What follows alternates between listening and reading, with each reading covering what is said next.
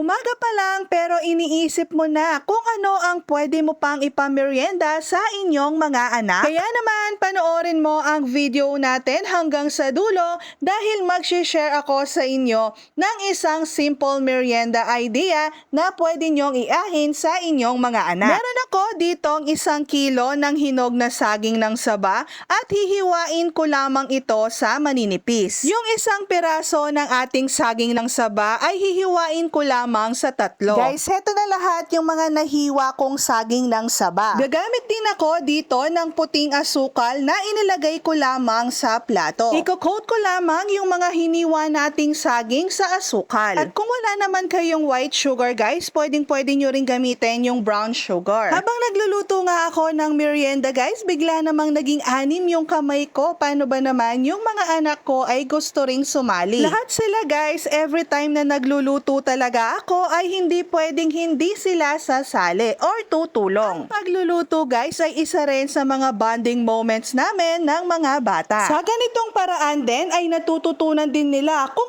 paano magluto. Naalala ko nga guys, nung ako yung bata pa, pinapanood ko lamang magluto yung nanay ko at si lola ko. Ako rin yung tagahalo nila at tagalinis ng mga karne. Yes guys, natutunan ko lamang ang pagluluto dahil lamang sa kakapanood kay mama ko at kay lola ko. Tignan nyo naman ngayon guys ay pinapakinabangan ko na yung dating pinapanood ko lamang. O diba, naisingit ko naman bigla yung kabataan ko. Anyway, bumalik naman tayo sa ating ginagawang merienda. Binalot ko lamang yung 2 piraso ng saging sa ating lumpia wrapper. At gumamit lamang ako dito guys ng tubig para ipang-sealed sa ating turon. Depende na sa inyo guys kung ilang pirasong saging ang ilalagay ninyo or kung anong shape ng turon ang gusto ninyo. Pwede nyo rin kasing gawin yang pahaba guys na parang lumpiang Shanghai, pero yung sa akin pa square shape ang ginawa ko. Guys, mas maganda kung ang gagamitin ninyong saging ng saba ay yung hinog na talaga. Para kahit hindi nyo na masyadong damihan yung paglalagay ng asukal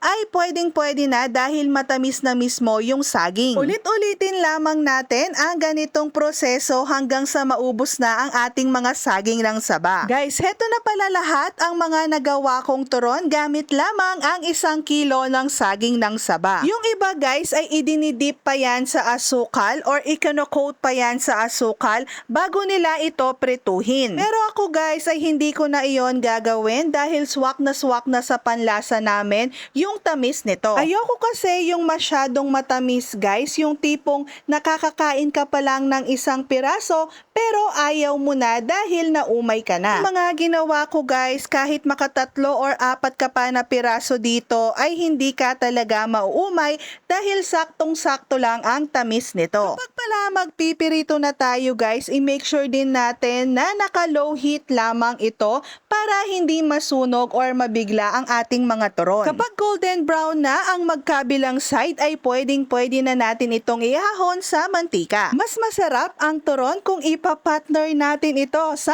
mainit na kape. Kaya tara at samahan nyo ko sa aking pinakapaboritong part ng ating video, ang tikiman time! Kaya naman, ano pang hinihintay ninyo kung isa ka rin sa mga nag-iisip kung ano pa ang pwede nyong ipamerienda sa inyong mga anak na swak sa ating bulsa, itry nyo na rin ang recipe natin. For only 70 pesos guys, ang dami ko nang nagawang mga turon, kaya naman magpapahuli ka pa ba? At kung napadalaw ka lamang sa aking page at mahilig ka ring manood ng mga tipid food recipes, pa-follow naman ang aking page para lagi kayong updated sa ating mga bagong recipes. Yun lang! Bye!